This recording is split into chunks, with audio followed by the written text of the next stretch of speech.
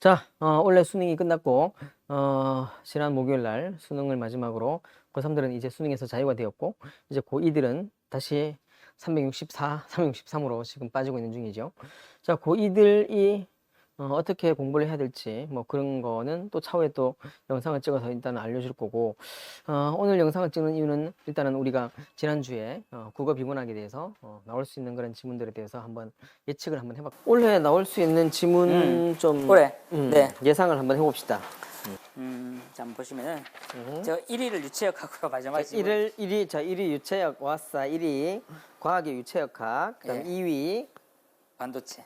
반도체. 했었죠, 양공. 저희가. 네. 그죠. 엄청 힘들었죠. 예. 그다음에 3위가 3등 우리 지난 시간에 지난 했던 했던 신자유주의 경제. 하이에크. 그다음에 슈페터. 케인스 이렇게. 그다음에 4위는 제가 법 중에서 우리가 법 얘기를 좀 했었는데 뭐 방조범 했고 미필적 고의에 대한 얘기도 했고 성문법이나 관습법이 뭐 관습법은 어떻고, 그때 뭐 무덤 그거 얘기했었고, 그런 얘기도 그다음에 합니다. 인공지능 AI도 우리가 원래 난 수업 시간에 그걸 했고, 예술에서 판단력 비판. 판단력 비판, 그거는 순수이성 비판과 실천이성 비판까지 모두 알아야서 그 안에 있는 그 어떤 그 미적 정관 네, 하여튼 맞습니다. 그런 걸 말하는 거고. 제가 참 치열하게 했네요, 그러고 보니까. 정말 치열하게 했어. 그래서 7위가 게임이론 했어요. 게임으로는 이제 좀 과점 상황에서. 과점 상황에서 2개 또는 3개의 기업 간에 모두가 다 예, 이길 수 있는 그런 거죠. 그다음에 샤르트르는 오늘 수업했고, 직자와 대자. 그다음에 화성. 화성학 진짜 어렵고, 화성학은 결국에는 1, 4도 2, 네. 3도의 배율이 중요하고,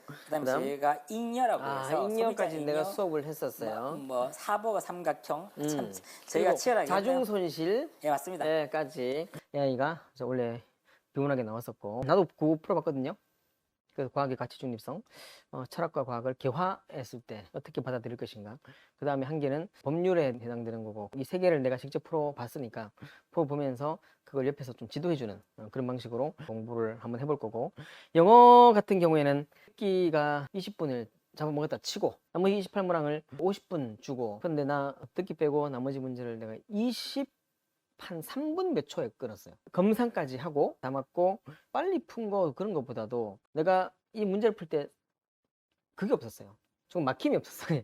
쭉쭉 풀었거든요. 네. 쭉쭉 풀다가 딱 장문까지 가는데 막힘이 없이 쭉 풀다가 한 문제 딱 막혔거든. 막힌 건 아니고 한 문 33번. 아마 내가 보기 33번이 가장 어려웠을지도 있겠다 싶은데 33번 문제에서 한 지문이 한번 중간에 딱 걸리더라고. 걸려가지고 이게 뭐지? 했는데 다시 추론 한번 하고 바로 넘어갔어요. 추론을 깊이 하지 않고 추론 한번 땡 하고 바로 넘어갔거든. 그래서 그 문제가 33번이었기 때문에 내가 33번이 가장 어렵지 않을까. 근데 나머지 3점짜리 문제도 왜 3점인지도 모르겠고 그냥 대충 너무 원래는 쉬웠다는 건 너무 쉬웠고, 추론도 쉽고, 그 다음에 백그라운드 내용도 토부 인문학 내용도 그렇게 많이 쓰지 않아도 답이 나올 만큼의 좀 평이했다는 거야. 대신 배경 지식이 있으면은 나처럼 되게 빨리 푸는 거고, 지식이 없으면은 또 시간도 많이 걸리는 건데, 인문학적 지식 이런 것도 필요하지만은 역시 문해력이 제일 중요하고, 영어는 단어가 정말 중요했다는 걸 또 알 수 있고, 단어가 우리 단어장에서 빠진 단어가 아마 없었고, 아마 한 단어가 있나 없나 좀 헷갈리는데 그거는 큰 문제가 없었기 때문에 일단은 영어는 내가 알아서 해설을 할 거니까 국어 선생님의 이야기를 한번 들어볼게요. 자, 어땠나요? 국어는 이번 시험을 치기 전에 굉장히 국어가 이번에 굉장히 어렵게 나올 것이다. 이런 얘기가 굉장히 많았거든요. 그러니까 변별력이 국어에서 결정될 것이다. 이런 얘기가 워낙에 많아가지고 이번에 아주 어려울 것이다 라고 생각을 했는데 그런 얘기가 많았습니다. 그냥 뭐 많았는데 예측이니까 막상 뚜껑을 열어보니까 쉬웠습니다. 쉬웠고, 지난 9월 시험이 이때까지 제가 태어나서 봤던 국어 시험 중에서 제일 쉬웠어요. 거의 오답률 1위가 50%대인 그런 문제들이었기 때문에 물론 9월보다는 좀 어려웠지만은 6월보다는 쉬웠고 작년보다는 쉬웠습니다. 쉬웠는데 제가 많이 쉬웠던 건 아닌 것 같고 작년보다도 아무튼 조금 쉬웠다. 그렇게 말할 수 있는데 전반적으로 쉽고 무난했다. 그렇게 푸는데 큰 어려움 없이 학생들이 풀었을 것이다. 그런 생각이 듭니다. 지금 등급 컷이 지금 몇 점대 등급 뭐 컷이? 1등급이 뭐 94, 32 뭐 이 정도에서 결정될 것이다. 그렇게 예측이 나오더라고요. 문학과 비문학은 어떤? 일단 문학은 쉽다는 얘기밖에 할 수가 없겠고, 근데 비문학이 어렵다는 거잖아. 문학보다는 어려웠어요. 비문학이 어려웠죠. 그래도 비문학도 쉬웠고. 어려웠다고 말할 수는 없는 그런 솔직히 지문들이 내가 풀면서 이렇게 쭉 풀어도 되나 싶을 만큼 그렇게 나도 음, 그렇게 풀었거든요. 뭔가 아주 어렵게 다가오는 그러한 내용이 일단은 없었어요. 기본적으로 좀 알고 있는 내용들도 있었고 우리가 AI는 미리 예측을 했기 때문에 근데 최근에 영어가 절대평가된 이후부터 국어가 많이 어려워진 건 사실이거든요. 이렇게 어려워도 되나? 너무하다. 음, 너무 심하다. 이런 얘기가 나와서 그것보다는 좀 쉬워졌는데 음. 그래도 옛날에 영어가 절대평가 되기 전의 국어랑 비교해 봤을 때는 뭐 거의 뭐 비슷하다. 근데 아무래도 조금 꼬아놓는 방점을 두려는 건 보입니다. 좀 더 꼬고 좀 더 복잡하게 만들고 그런 게 있긴 한데 최근에 영어가 절대평가된 이후에 때까지 이 국어의 이 사람들에 대한 인식 이거는 이 선을 넘었다. 예, 뭐 그것보다는 좀 이런. 쉬워졌습니다. 음. 근데 옛날 영어가 절대평가 되기 전과 비교하면은 뭐 그럼 그렇게 결국에는 또 쉬웠다고 할 작년 수도 있고. 수능이 진짜 어렵다는 그 말이네. 작년 수능도 그렇게 어렵진 않았는데 영어가 절대평가된 이후로 국어가 계속 점점 어려웠습니다. 예. 계속 계속 어려웠다가 어려웠었어요. 올해가 딱 처음으로 쉬워진 것 같은 예, 느낌이 올해가 드는데. 이제 아무래도 그런 이야기들이 많이 나오면은 평가원에서도 신경이 쓰이거든요. 근데 또 그러니까 이렇게 올해가 쉽게 나오면은 변별력이 없었다. 이래가지고 내년에는 또 어렵게 나올 거고 계속 이 왔다 갔다 왔다 갔다 이렇게 하기 그러니까 때문에. 이 지금 이 영상을 듣고 있는 만약 고위 학생들이라면은 칼자루는 음, 평가원이 쥐고 있습니다. 당연하죠. 여러분들은 음, 칼끝을 쥐고 있는 거예요. 어? 칼끝. 음, 그러니까 평가원이 칼자루를 잡고 막 흔들거든요. 음. 여러분들은 칼끝을 잡고 막 같이 흔들리는 거예요. 음, 그러면 손이 피투성이가 되겠죠. 음, 그렇게 될 수밖에 없습니다. 음, 이번에도 평가원이 어렵게 내고 싶으면 어렵게 내는 거고 쉽게 내고 싶으면 쉽게 내는 거예요. 그러니까 여러분들은 너무 일희일비하지 일비. 말고 항상 여러분들이 해야 할 그러한 고정적인 그런 공부가 있습니다. 음, 그걸 하세요. 음, 그냥 하시고 공부량을 음. 내년 한 해 동안 어떤 일생일대의 공부를 하겠다라는 그런 생각으로 권곤일척이네. 그냥 하세요. 난이도가 내년에 어떻게 될 것인가 음. 아무도 알 수 없어요. 나도 오늘 그 수업 시간에 했던 게 뭐냐면은 그냥 공부를 하면 되는 거고 이렇게 말했거든. 단지 공부하는 것밖에 없다고. 단지 공부하는 것밖에 없다고. 단지 공부하는 것밖에 없다고. 뭐 전략 이런 거 없이 자 이렇게 수능 나왔고 그다음에 원래 이 수능이 이렇게 제출되었고 그다음에 수능 문제를 풀어볼 텐데 그냥 공부 열심히 하면 되는 거고 그게 다더라고. 공부 계속 하면 되는 거고 공부를 계속 하는 거고 공부를 지금처럼 계속 하면 되는 거고 이 말밖에 뭐 내가 해준 말이 없었어 오늘. 지금 뭐 우리가 전체적인 추세에 대해서 이야기하는 것은 이 참고 삼아 듣는 게 좋겠고 결국은 여러분들이 해야 될 이 공부량이 뭔지는 알고 있을 거예요.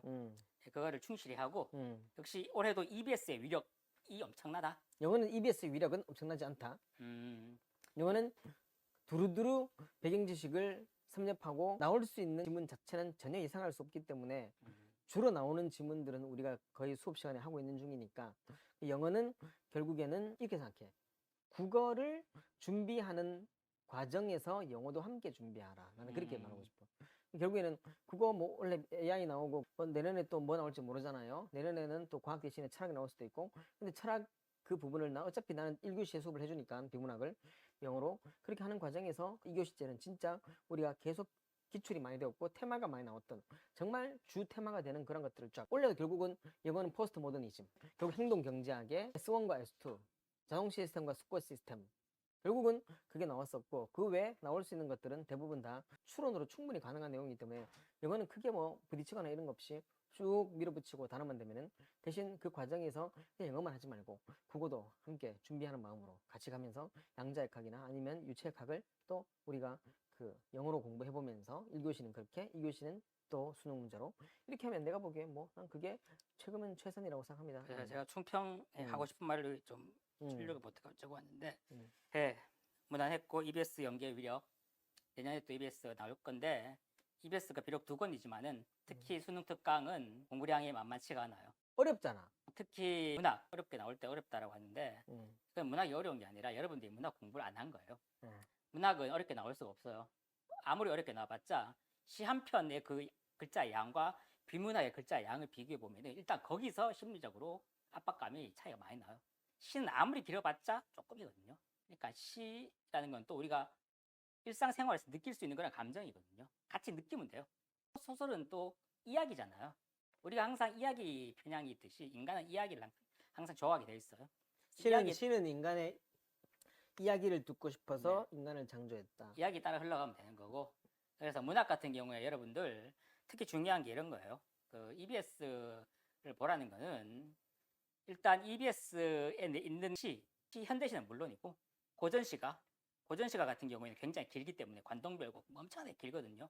그 중에서 어떤 한 부분이 딱 나온다는 거죠. 그러면은 예를 들어서 관동별곡이 EBS에 나왔으면은 그 나왔던 외의 부분, 그 EBS에 출제되지 않았던 부분에까지도 완전히 알 수 있도록 그 부분이 무슨 부분? 관동별곡 누가 만들었는데? 정철의 관동별곡. 그럼 정철이 만들었던 관동별곡 이외에 다른 그러니까 정철의 관동별곡이 일종의 나도 관동별곡이 한 게 하나의 큰 틀이 있다던데. 시간인데 음. 그러니까 엄청나게 길어요. 음. 뭐 이번에 내가 또 어디를 가보고 또 저기 올라가고 어디가 저기를 가보고 음. 막 가봤던 얘기들이 많아요. 그 중에서 어느 한 부분이 나오기 때문에 음. 그게 나왔다 하면 관동별곡 전체를 다 알고 어떤 부분이 나올 왜냐하면 시험에 나오는 부분은 그거 외에 또 부분이 나올 수 있거든요. 특히 소설. 소설은 엄청 길거든요. 그러니까 엄청 긴 부분에서 어떤 한 부분이 딱 나온단 말이에요. EBS는. 그러면은 수능에서는 그 부분 외에 다른 부분이 나오거든요. 그러니까 소설이 나왔다 하면은 그 소설에 대한 줄거리, 등장인물 싹 다 완전히 이거 뭐야 하고 머리 한번 탁 치면 여러분들 입에서는 좔좔좔 나오도록 그게 기본이에요. 그 한편 어차피 EBS에 있는 거니까 EBS에 있는 내용만이라도. 아 맞아. 그렇지. EBS 있는 내용 없는 내용까지 하면 아주 뭐 소설이 수십만 개, 수십억 개. 지금 계속 EBS에 100% 연계가 되고 있고 올해는 연계가 안 됐는데 안 돼도 쉬웠어요. 그러니까 최소한의 양이 EBS.